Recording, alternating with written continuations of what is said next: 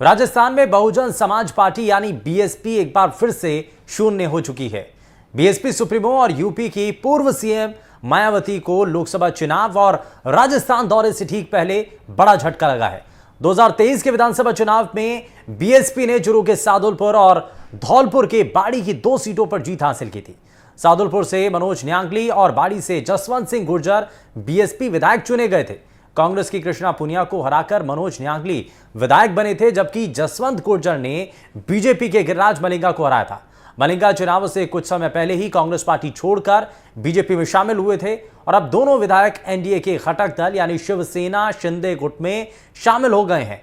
मंगलवार को इन दोनों विधायकों ने महाराष्ट्र के मुख्यमंत्री एकनाथ शिंदे की मौजूदगी में शिवसेना का दामन थाम लिया। यह पहला मौका नहीं है जब राजस्थान में बसपा के विधायकों ने पाला बदला हो। दरअसल राजस्थान में बीएसपी के विधायकों का दल बदलने का सिलसिला पुराना रहा है। पहले 2 बार कांग्रेस सरकार के समय तत्कालीन मुख्यमंत्री अशोक गहलोत भी 6 बसपा विधायकों को कांग्रेस में शामिल करवाकर हाथी गायब कर चुके हैं राजस्थान से। लेकिन इस बार बसपा के विधायकों ने कांग्रेस की बजाय बीजेपी नेतृत्व वाले एनडीए का दामन थामा है और इस फेरबदल से लोकसभा चुनाव से पहले एनडीए या यूं कहें कि राजस्थान में और मजबूत हो गई है। इन दोनों विधायकों से पहले भरतपुर जिले के बयाना रूपास की निर्दलीय विधायक ऋतु बनावत ने भी शिवसेना को समर्थन दिया था। हालांकि कुछ दिनों बाद वो बीजेपी में शामिल हो गई थी। वहीं दूसरी ओर कांग्रेस और भारत आदिवासी पार्टी के गठबंधन के फैसले के बाद पहली बार कांग्रेस पार्टी और बीएपी के नेता एक साथ नजर आए। बांसवाड़ा जिला कांग्रेस कमेटी कार्यालय में बीएपी के लोकसभा प्रत्याशी राजकुमार रोध के स्वागत समारोह में ऐसा हुआ और इस दौरान कांग्रेस जिला अध्यक्ष रमेश चंद्र पंड्या, भारत आदिवासी पार्टी जिला अध्यक्ष बांसवाड़ा विधायक अर्जुन सिंह बामनिया सहित अन्य पदाधिकारी उस दौरान मौजूद रहे। सभी ने एक स्वर में कहा कि दोनों पार्टियों के गठबंधन के फैसले के मुताबिक लोकसभा चुनाव में गठबंधन के समर्थन में वोट मांगे जाएंगे। आपको बता दें कि कांग्रेस प्रत्याशी अरविंद डामोर ने नाम वापस नहीं लिया है और पार्टी के सिंबल पर वो चुनाव लड़ रहे हैं। ऐसे में कांग्रेस और बीएपी का गठबंधन क्या रंग लाएगा, चुनाव आज का दाव में इन्हीं मुद्दों पर हम चर्चा करेंगे और इस पर भी हम चर्चा करेंगे, जानेंगे, समझेंगे। लेकिन सबसे पहले आपको जरा जो चीजें चल रही हैं वो आपको जरा दिखाते हैं। दरअसल बीएसपी सुप्रीमो मायावती राजस्थान में बीएसपी के विधायकों के पाला बदलने की इस प्रवृत्ति से काफी चिंतित दिखी थी और विधानसभा चुनाव से पहले इस बार कोशिश की गई थी कि जितने भी विधायक जीतकर आए वो पार्टी के समर्थन से ही किसी भी दल के साथ हो, यानी बाहर से समर्थन दिया जाए, किसी भी पार्टी में वो विधायक मर्ज नहीं हो। लेकिन लगता है कि राजस्थान में बीएसपी के जो विधायक हैं वो शायद इतिहास को दोहराने में ज्यादा यकीन रखते हैं। हालांकि इस बार 2 विधायक थे और दोनों ही पार्टी को छोड़कर जा चुके हैं।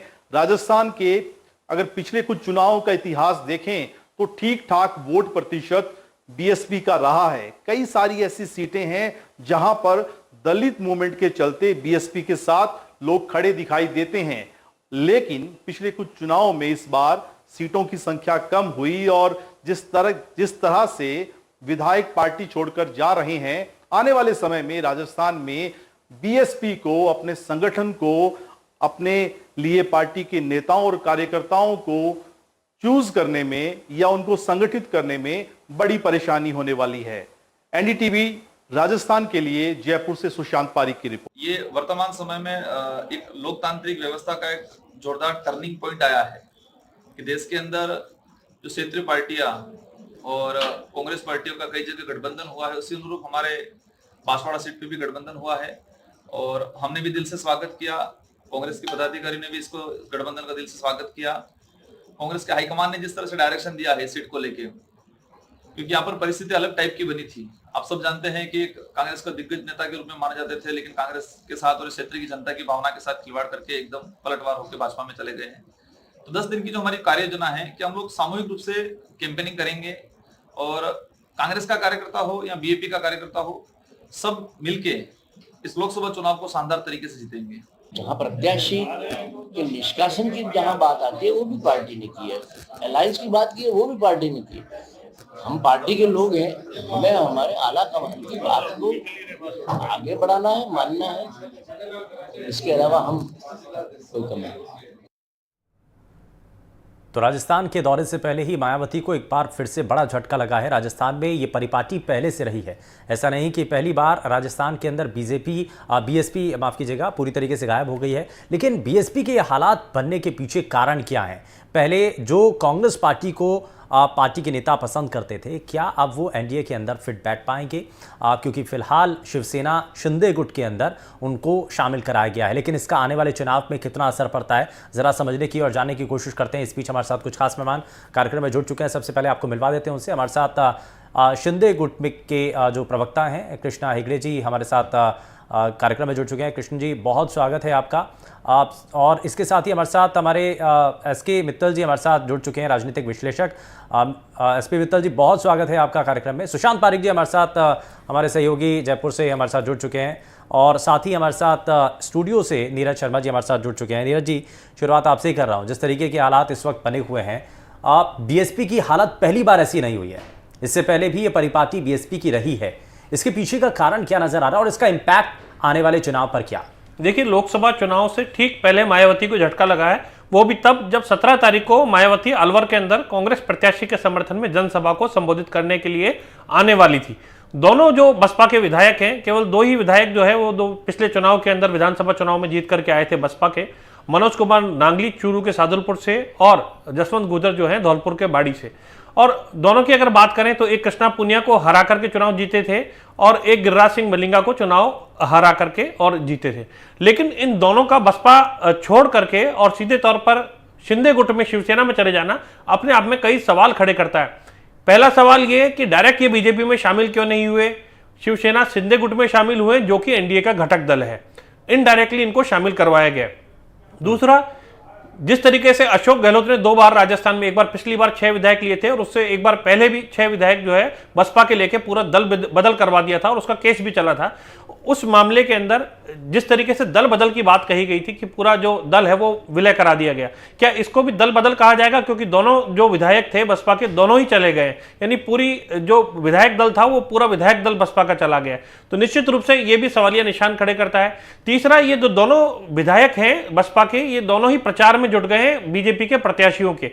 एक चूरू में देवेंद्र झाझड़िया जो कि पैरा ओलंपियन है, खिलाड़ी हैं, उनके प्रचार कर रहे हैं जो मनोज न्यांगली हैं, और दूसरा जो करौली धौलपुर से इंदु देवी जाटव हैं, उनके प्रचार में जो है जसवंत गुजर जुट गए हैं। तो निश्चित रूप से बीजेपी को फायदा पहुंचाने के लिए ही दोनों जो प्रत्याशी हैं, ये जो दोनों विधायक हैं, इनको खड़ा किया गया है और पार्टी के साथ में लिया गया है, बीजेपी के साथ में। लेकिन कांग्रेस पार्टी के लिए भी इसे बड़ा झटका माना जा रहा है। बसपा का तो नुकसान हुआ ही है, कांग्रेस पार्टी के लिए नुकसान है कि बीजेपी को क्या इन 2 जिलों के अंदर या 2 लोकसभा सीटों के अंदर संजीवनी मिल गई है? ये एक बड़े सवाल जो है कांग्रेस के अंदर भी खड़े कर रहा है। और लोकसभा चुनाव की जस्ट जो अभी आचार संहिता का दौर चल रहा है, इस दौरान ये बड़ा एक फेरबदल और बड़ा घटनाक्रम हुआ है। इसको अलग अलग नजरिए से देखा जा रहा है, लेकिन यह बात निश्चित है कि यहां बीजेपी को खतरा था, वो शायद खतरे को टालने की कोशिश बीजेपी ने यहां पर की है। और हर बड़े खतरे को टालने में फिलहाल भारतीय जनता पार्टी की जो रणनीति है वो बड़ी काबिल तारीफ मानी जा रही है। मैं इसमें सुशांत पारिक भी हमारे साथ जुड़े हुए हैं, उसके बाद 2 खास मेहमानों के पास जाऊंगा। सुशांत पारिक, क्या आपको नजर आ रहा है? ये तो फिलहाल इम्पैक्ट है, लेकिन इसका प्रभाव क्या नजर आता है? इससे बीजेपी को एक एज तो मिला है, लेकिन जो सवाल उठ रहा है कि सीधे बीजेपी पार्टी में शामिल ना करा करके शिवसेना शिंदे गुट में शामिल कराना, इसका मतलब समझ नहीं आया। देखिए, मतलब तो बिल्कुल साफ है, क्योंकि चुनाव से पहले अगर देखा जाए तो भाजपा में शामिल ना होकर वाया जो है शिंदे शिवसेना उसमें से शामिल होकर फिर आएंगे बाद में। जैसा कि अगर हम देखें तो गुड़ा ने भी पहले शिंदे की पार्टी ज्वाइन की थी उदयपुर वाटी में चुनाव। इस बार उन्होंने शिंदे की पार्टी से ही लड़ा था, लेकिन बाद में वो भाजपा में आ गए हैं, लाल डायरी के लिए जो चर्चित रहे। तो एक तरीके से वाया और कहें तो एनडीए का ही विस्तार है और एनडीए में ही शामिल हुए हैं। विचारधारा के लिहाज से देखा जाए तो भले ही अनुकूल नहीं हो, लेकिन सियासत में इन दिनों जिस तरह का माहौल है, विचारधारा का उतना बहुत ज़्यादा महत्व नहीं रह गया है। और अगर आप देखें राजस्थान की जो सियासी ज़मीन है वो बसपा के लिए अनुकूल थी। अगर हम बात करें शेखावाटी की, पूर्वी राजस्थान की, या हनुमानगढ़ गंगानगर का जो बेल्ट है, उसमें बसपा के लिए एक ठीक ठाक वोट प्रतिशत हमेशा से रहा है। लेकिन इस चुनाव में पहली बार ऐसा हुआ जब बसपा का वोट प्रतिशत कम हुआ है, 4 से घटकर वो 2 से कम हो गया है और सीटें भी इस बार हमने देखा कि 6 से 2 हो गई हैं। तो बसपा धीरे धीरे राजस्थान में जो एक बड़ा अवसर था उसके पास, 2 विधानसभा चुनाव में लगातार 6 विधायक जीत कर आए, तीसरा सबसे बड़ा दल एक तरीके से कहें, लेकिन कांग्रेस ने और खासतौर पर यूं कहा जाए अशोक गहलोत ने बड़ा नुकसान किया। 6 के 6 विधायक 2 बार शामिल करवाने से, हालांकि स्ट्रेटेजी बदली थी बसपा ने इस बार और कहा था कि इस बार जो भी विधायक जीतेंगे वो पार्टी के तहत ही समर्थन करेंगे, लेकिन नहीं हो पाया और 2 विधायक छोड़कर चले गए हैं। तो एक बड़ा झटका बसपा के लिए राजस्थान में। लेकिन हैरानी की बात यह है कि पूर्वी राजस्थान की 3 सीटें ऐसी जहां पिछली बार बसपा से विधायक जीते थे, इस बार भाजपा ने वहां पर जीत दर्ज की, यानी जो वैक्यूम है वो कांग्रेस नहीं भर पा रही है, भाजपा भर पा रही है और इसे कहीं ना कहीं एक बड़ा नुकसान कांग्रेस के लिहाज से भी और राजस्थान में जो दलित मूवमेंट है उसको भी हम देख सकते हैं, उसके लिहाज से भी कह सकते हैं। ठीक है, एसपी मित्तल साहब को जोड़ रहा हूं। मित्तल साहब, बीएसपी के लिए बड़ा चुनौतीपूर्ण है। जो लोग अभी तक बीएसपी पर भरोसा करते थे या एक कोर वोटर था बीएसपी का, उनका मनोबल टूटेगा और वो भरोसा भी टूटेगा जो इससे पहले तक वो उस पार्टी के ऊपर करते आ रहे थे, क्योंकि उनको ये लगेगा कि जो जिन नेताओं को हम चुन रहे थे वो तो समय के बाद पार्टी बदल लेते हैं, तो हमारे उस वोट का क्या, हमारे उस भरोसे का क्या। तो यानी कि बीएसपी का जो कैडर है और ज्यादा कमजोर होगा। मेरा ऐसा मानना है कि राजस्थान में कोई बीएसपी का कैडर नहीं है। असल में जिस तरीके से इनके उम्मीदवार जाके टिकट प्राप्त करते हैं, लखनऊ से मायावती जी के घर से टिकट प्राप्त करते हैं, उसी प्रकार उसी तौर तरीके से शायद ये क्या नाम से जीतने के बाद में कभी भाजपा के साथ और कभी कांग्रेस के साथ चले जाते हैं। भले ही सिंधे गुट के साथ जाने की बात हो रही हो, लेकिन हम समझते हैं कि एक तरह से इसके सीधे रूप से इसको भाजपा का फायदा है, इसलिए जो भाजपा के उम्मीदवार हैं उनके समर्थन में इन्होंने अपना प्रचार भी शुरू कर दिया है। लेकिन दिक्कत यह है कि आखिर मायावती जो है ऐसे कैसे टिकट बांटती हैं जो जीतने के बाद में क्या नाम से भाजपा या कांग्रेस के साथ चले जाते हैं। 2009 में जब अशोक गहलोत को जरूरत पड़ी तो 6 के 6 विधायक कांग्रेस में शामिल हो गए। फिर इसके बाद में 2013 में फिर जरूरत पड़ी तो फिर क्या नाम से 2018 में भी फिर जरूरत पड़ी तो ये 6 के 6 फिर विधायक शामिल हो गए। और ये पार्टी का सबसे बड़ी जो तकनीकी पॉइंट है इसमें ये कि वो पार्टी शामिल नहीं होती है, ये विधायक शामिल होते हैं और तब ये कहा जाता है कि पूरी पार्टी उसमें क्या नाम से मर्ज हो गई। अभी ये जो बसपा के जो विधायक आज सिंधे गुट में शामिल हुए, इसमें भी ये है कि पार्टी का रुख क्या है। पार्टी के जो प्रदेश अध्यक्ष होते हैं वो हमेशा इनके खिलाफ बयान देते हैं, लेकिन ये बात सही है कि चाहे वो भारतीय जनता पार्टी हो या कांग्रेस हो, उनके जो उम्मीदवार होते हैं, हम लोकसभा चुनाव में राजस्थान के संदर्भ में देखें तो आज भी भारतीय जनता पार्टी या कांग्रेस के जो लोकसभा चुनाव के उम्मीदवार है उनकी सिफारिश से ही या ये कहे जाए कि उनके ही आर्थिक तौर तरीकों से ये मायावती के टिकट क्या नाम से राजस्थान में हासिल की है। और कहा तो ये भी जाता है कि जब मायावती किसी संसदीय क्षेत्र में प्रचार के लिए आती हैं तो उनके चाहे वो हेलीकॉप्टर का खर्चा हो या और दूसरे कोई अन्य खर्चे हो तो वो सारे के सारे वो उम्मीदवार बैन करता है। एक चीज ये भी कि आप पूरा 2 विधायक और वो दोनों ही अगर शिवसेना शिंदे गुट में चले जाते हैं तो इसको विलय कहें, टूट कहें, कमजोरी कहें बीएसपी की, इसको क्या कहा जाए?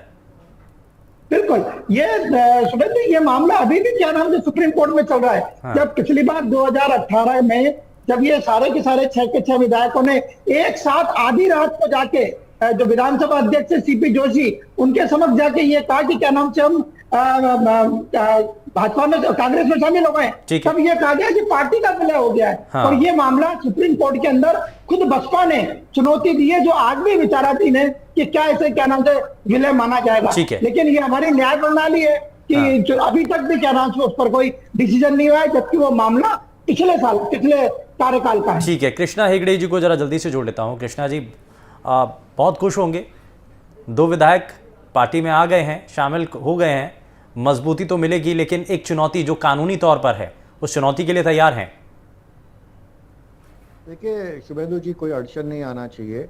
मेन बात यह है कि 2 विधायक हो या एकनाथ शिंदे जी हो या हम सब नरेंद्र मोदी जी का हाथ बढ़ाने के लिए आए हैं। उनका जो लक्ष्य है अब की बार 400 पार, उसको पूरा करने के लिए आए हैं। और जब इसके पहले भी आपने कहा कि जसवंत जी हो, अभी मनोज भाई हो, मनोज नांगड़ी जी हो, इसके पहले रितु जी ने हमारे साथ वो आए, कि पहले पूर्व मंत्री गुड्डा जी आए। वैसे ही सब प्रदेश में हमारे प्रदेश अध्यक्ष है, हमारे एग्जीक्यूटिव कमिटीज है। अच्छा, पार्टी की रणनीति क्या है, हम थोड़ा सा समझ भी रहे हैं। महाराष्ट्र के बाद आपका दूसरा फोकस राजस्थान पर है। देखिए, हमारा तो गोवा में भी प्रदेश अध्यक्ष है, हमारे सब स्टेट्स में प्रदेश अध्यक्ष है, और आपको चौंकाने वाली बात कहूँगा कि नॉर्थ ईस्ट के भी बहुत सारे विधायक हमको ज्वाइन करना चाहते थे, तो जल्दी से उसका भी हम आपको शायद खुशखबरी दे सकते हैं। लेकिन मेन चीज़ ये है कि देखिए, हम हिंदुत्व के आइडियोलॉजी को फॉलो करते हैं, नरेंद्र मोदी जी को हमारा नेता मानते हैं, और एकनाथ शिंदे जी को काम करने का जो उनकी कार्यशैली है, उनकी जो सादगी है, वो जो 24 घंटे दिन में काम करते हैं लोगों के हित में, जनहित में, लोकहित में, देश हित में, उसके साथ लोग जुड़ना चाहते हैं। और इसके लिए लोग भारी संख्या में, महाराष्ट्र में हो या महाराष्ट्र के बाहर, सभी लोग एकनाथ शिंदे जी के साथ और एनडीए के साथ जुड़ना चाहते हैं। ठीक है, मैं जरा नीरज जी आपके पास आता हूँ। एक तो घटनाक्रम ये, और दूसरा घटनाक्रम वो जब कांग्रेस पार्टी अपने जो प्रत्याशी है उसको साइडलाइन कर देती है, पार्टी से निष्कासित करने की बात कह देती है, लेकिन वो चुनाव में डटे रहता है ना। अरविंद डामोर की बात हो रही है। दूसरी तरफ जिस तरीके से रोध का स्वागत किया जाता है, आज की वो तस्वीर बुलाए नहीं भूली जा सकती है कि अपनों को तो आप धुतकार रहे हैं, आप उनको निष्कासित करने की बात कर रहे हैं, और दूसरी तरफ आपके जो दूसरे पॉलिटिकल पार्टी के जो कैंडिडेट हैं आप उनका स्वागत कर रहे हैं। ये क्या मैसेज है? देखिए, बांसवाड़ा के अंदर क्योंकि आदिवासी बेल्ट है, और यहाँ महेंद्रजीत सिंह मालवीय जो कि कांग्रेस से ही आकर के बीजेपी के अंदर टिकट पा गए और लोकसभा का चुनाव लड़ रहे हैं, उनके सामने चुनौतियां कम करने की कोशिश जो है वो भी बीजेपी कर रही है। दूसरी ओर कांग्रेस पार्टी की ओर से जिस तरीके से नाटकीय घटनाक्रम देखा गया चुनाव के दौरान, जहां पहले अरविंद डामोर जो है इनको टिकट दिया गया, और उसके बाद में ये कह दिया गया कि आप अपना नामांकन वापस ले लीजिए, और वो गायब हो जाते हैं। फिर बाद में निकल करके सामने आते हैं, कहते हैं बोले कि मैं अपना नामांकन वापस नहीं लूंगा, और अभी भी डटे हुए हैं। तो अपने प्रत्याशी को कांग्रेस पार्टी अब जिसको खुद कांग्रेस पार्टी ने टिकट दिया उसको झुटला रही है या फिर उसको दरकिनार कर रही है। और राजकुमार रोध जो कि बीएपी के यानी भारत आदिवासी पार्टी के जो प्रत्याशी हैं उसको समर्थन दे रही है। और बड़ी बात यह है कि बांसवाड़ा जिला कांग्रेस कमेटी के अंदर उनको बुला दिया गया, वहां स्वागत कर दिया गया।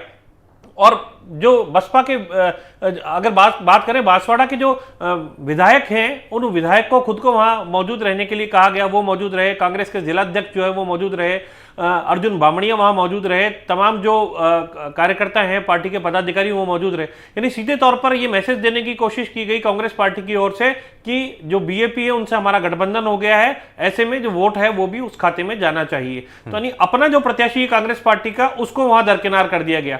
तो ये कांग्रेस पार्टी के लिए कितना घातक कदम हो सकता है, क्योंकि बांसवाड़ा में तो ऐसा हो गया, लेकिन डूंगरपुर के जो कांग्रेस के जिलाध्यक्ष हैं उन्होंने पिछले दिनों कहा था यदि ऐसा होता है तो हम सामूहिक इस्तीफे दे देंगे। उसके बाद हालांकि उनकी कोई प्रतिक्रिया नहीं आई, लेकिन ये घटनाक्रम हुआ है तो आदिवासी क्षेत्र के अंदर एक बड़ा झटका जो है वो यहां पर कांग्रेस के लिए भी माना जा रहा है। हालांकि कांग्रेस कोशिश कर रही है कि बीएपी को समर्थन दे दिया जाए। दूसरी ओर बीएपी अपने खुद के उम्मीदवार खड़े करके चित्तौड़गढ़, राजसमंद, अलग अन्य उदयपुर क्षेत्र के अंदर अलग अलग सीटों पर भी लड़ रही है। तो वहां तो गठबंधन की बात सामने नहीं आई, केवल एक बांसवाड़ा सीट पर ही गठबंधन की बात कांग्रेस पार्टी की ओर से क्यों कही जा रही है, ये भी कई सवाल खड़े करता है। जहां तक बात रही अभी जैसा शिवसेना शिंदे गुट से आने वाले जो प्रवक्ता हैं ये कह रहे थे, निश्चित रूप से जो बीजेपी पार्टी है उसमें इन दोनों विधायकों को नहीं लिया गया। लेकिन क्या, क्योंकि शिवसेना जो शिंदे गुट है इसने अभी राजस्थान में कोई लोकसभा के अपने प्रत्याशी यहां खड़े नहीं किए, लेकिन फिर इनको क्यों लेने की जरूरत पड़ी, और समर्थन जो है वो बीजेपी के प्रत्याशियों का कर रहे हैं। तो निश्चित तौर पर मैसेज देने की ये पूरे तरीका है, मैसेज देने की कोशिश की जा रही है कि शिवसेना शिंदे गुट में जरूर शामिल हो गए, लेकिन एनडीए के घटक दल हैं और बीजेपी के समर्थन, जैसा कि इन्होंने कहा कि प्रधानमंत्री नरेंद्र मोदी के नेतृत्व में ही सब लोग आगे बढ़ रहे हैं। और तो निश्चित रूप से ये जो तरीका है ये वही तरीका है, इसको सियासी दांवपेच से ही माना जाना चाहिए, और उसी के जरिए ये पूरी कोशिश हो रही है कि जो बीजेपी है उसको अब, क्योंकि बसपा दलितों की पार्टी मानी जाती है, तो दलितों का भी समर्थन मिले। न्यांगली जो है अगर वो राजपूत वोट बैंक खींच करके ला सकें तो वो भी लेकर के आए। झाझड़िया जो है वो जाट समाज से है, तो निश्चित रूप से उनको भी राजपूत जाट का यहाँ पर विलय कराने की कोशिश की जा रही है। दूसरा जो गुर्जर हैं, जसवंत गुर्जर, उनको भी सीधे सीधे जाटों के समर्थन के अंदर खड़ा कर दिया गया है। यानी धौलपुर करौली में काफी संख्या में जो गुर्जर बेल्ट है वहां पर गुर्जर मतदाता काफी संख्या में है, तो ऐसे में उनको भी ला करके एक दलित प्रत्याशी को फायदा पहुंचाने की कोशिश है। ये पूरा सियासी खेल है, और अगले विधानसभा चुनाव के लिए क्योंकि अभी से जमीन तैयार भी करनी है तो पॉलिटिकल एक्सरसाइज की जाए। क्या ये भी एक सुशांत पारिक का क्या ये कोशिश है कि शिवसेना अभी से अपनी पॉलिटिकल एक्सरसाइज कर रही है ताकि अगले विधानसभा चुनाव के लिए कुछ तैयारी की जा सके? देखिए, शिवसेना राजस्थान में कोई बहुत ज़्यादा बड़ा वजूद नहीं रखती है और एक घटक दल के तौर पर ही उसकी उपस्थिति रहेगी। भाजपा की क्या स्ट्रेटजी रहती है और उसके हिसाब से ही रणनीति तय होगी। लेकिन एक बड़ी हैरानी की बात, जैसा अभी नीरज बता रहे थे, आदिवासी बेल्ट में जो कांग्रेस का गढ़ रहा है, वहां कांग्रेस पहली बार देश में ऐसा कोई चुनाव होगा जहां कांग्रेस कह रही है कि आप हमारे प्रत्याशी को वोट मत कीजिए। ये जो स्थिति है कांग्रेस पार्टी की, वो बता रही है कि पार्टी किस दिशा में जा रही है। और एक तरफा मोहब्बत है ये, क्योंकि अगर हम बात करें सीकर की या नागौर की या बांसवाड़ा की, तो ये तीनों सीटें ऐसी जहां पर कांग्रेस इच्छुक नजर आई। बाकी जो चुनावी मैदान में प्रत्याशी हैं वो बहुत ज्यादा इच्छुक नहीं है कांग्रेस के साथ गठबंधन करने के लिए। तो ये स्थिति बड़ी विचित्र है और कांग्रेस में कॉन्फिडेंस की कमी कह लीजिए, सियासी मजबूरियां कह लीजिए, पार्टी का जो कार्यकर्ता है वो इन तीनों ही सीटों पर बड़ा नाराज है। लेकिन शिवसेना ने एक बड़ा दांव तो चल दिया, निश्चित रूप से फायदा होगा अलग अलग सीटों के लिहाज से, जातिगत समीकरण के लिहाज से, लेकिन बहुत ज्यादा अभी ऐसी गुंजाइश राजस्थान में नहीं दिखती, क्योंकि संगठन के लिहाज से बहुत बड़ी टीम नहीं है। और इससे पहले बाला साहब ठाकरे ने भी राजस्थान में कोशिश की थी अपने संगठन के लिहाज से, लेकिन वो भी बहुत ज्यादा कामयाब नहीं हो पाई। कुछ एक विधानसभा क्षेत्रों को छोड़ दें तो कितनी मेहनत करेगी पार्टी और किस तरह की लीडरशिप राजस्थान में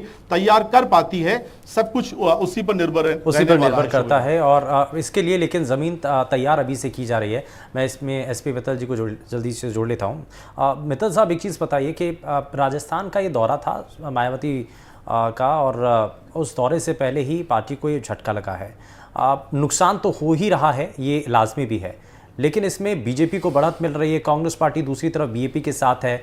तो ये जो कॉम्बिनेशन बन रहा है, एक तरफ बीएसपी के जो नेता हैं उनको अपने साथ लेकर के, महेंद्रजीत सिंह मालविया को अपने साथ लेकर के, आदिवासी जो नेता हैं उनको अपने साथ करके, और दूसरी तरफ कांग्रेस पार्टी बीएपी के साथ आकर अगर मैदान में उतर रही है, तो कितना बैलेंस फाइट आपको नजर आ रही है और कितना किसका पलड़ा कितना भारी? देखिए, जो मायावती अलवर आ रही कहा जा रहा है, तो वो एक तरह से देखा जाए तो वो भारतीय जनता पार्टी का ही उसको उससे फायदा होगा, क्योंकि वहां जो उनके प्रत्याशी हैं फजल हुसैन, अलवर से जो प्रत्याशी हैं, स्वाभाविक है कि क्या नाम से जितने मुसलमानों के वोट फजल हुसैन को मिलेंगे, मायावती को मिलेंगे, उतना फायदा क्या नाम से भारतीय जनता पार्टी को होगा। और आप जानते हैं कि क्या नाम से अलवर में जो केंद्रीय मंत्री भूपेंद्र सिंह है, वो भारतीय जनता पार्टी के वहां उम्मीदवार है और बहुत रणनीति के साथ वो क्या नाम से वहां से चुनाव लड़ रहे हैं। अब जहां तक डूंगरपुर बांसवाड़ा का सवाल है, तो एक कहावत है कि मान में मान मैं तेरा मेहमान। तो मुझे लगता है कि कांग्रेस की स्थिति वहां यही हो रही है। आप देखिए, जालोर, सिरोही, उदयपुर और जो चित्तौड़ और राजसमंद, सबसे जो महत्वपूर्ण बात यह है कि जालोर सिरोही में चुनाव कौन लड़ रहा है? वैभव गहलोत लड़ रहे हैं, जो पूर्व मुख्यमंत्री अशोक गहलोत के बेटे हैं। आदिवासी पार्टी जो बीएपी है, वो उनके सामने अपना उम्मीदवार खड़ा कर रही है, वहां वो वैभव गहलोत को जुटाने का काम कर रहे हैं। लेकिन डूंगरपुर बांसवाड़ा में कांग्रेस ही कहती नहीं, हम आपको समर्थन दे रहे हैं। आपको ध्यान हो कि जब क्या नाम से अरविंद दामोर को जमा खड़ा कर दिया गया, तो बीएपी ने बहुत साफ रूप से कहा था, उनके जो क्या नाम से प्रदेश अध्यक्ष है, उन्होंने भी ये कहा था कि हम अब कोई क्या नाम से समझौता नहीं करेंगे कांग्रेस के साथ, और हम अब सभी जगह स्वतंत्र रूप से चुनाव लड़ेंगे और हमारे वजूद को हम कायम रखेंगे। उसके बाद भी कांग्रेस कह रही है कि नहीं, हम आपको समर्थन देते। और आज जिस तरीके से देखने को मिला कि वहां के जो कांग्रेस के जिला अध्यक्ष हैं, और एक्चुअली वहां बांसवाड़ा डूंगरपुर में बीएपी को यह लगता है कि कांग्रेस के कुछ हमें वोट मिल जाएंगे, लेकिन मेरा ऐसा मानना है कि जिस दिन से महेंद्रजीत सिंह मालवीय भारतीय जनता पार्टी में शामिल है, उसी दिन से कांग्रेस को वहां काफी नुकसान हुआ। और जिन नामांकन की 4 अप्रैल को जो नामांकन की अंतिम तिथि थी, आपको अच्छी तरह ध्यान हो, नीरज जी को ध्यान होगा कि अर्जुन बामनिया का नाम कांग्रेस ने घोषित किया था, लेकिन अर्जुन बामनिया ने एन मौके पर नामांकन भरने से मना कर दिया। और तब यह कहा जाता है कि जो महेंद्रजीत सिंह मालवीय है, उन्होंने अरविंद दामोर को करवाया कांग्रेस के उससे। ठीक है, जाहिर तौर पर ये बड़ी तस्वीर है। समय थोड़ा सा कम है, माफी के साथ रुक रहा हूँ। बहुत शुक्रिया सभी खास मेहमानों का कार्यक्रम में शामिल होने के लिए। लेकिन बीएसपी राजस्थान से एक बार फिर से साफ हो चुकी है, लेकिन इसका मतलब क्या है, सियासी संकेत क्या है और इसका किसको कितना फायदा मिलेगा, इस पर नजर लगातार बनी हुई है। यहाँ रुक रहे एक छोटे से ब्रेक के लिए। आप बने रहिए एनडीटीवी राजस्थान के साथ। नमस्कार।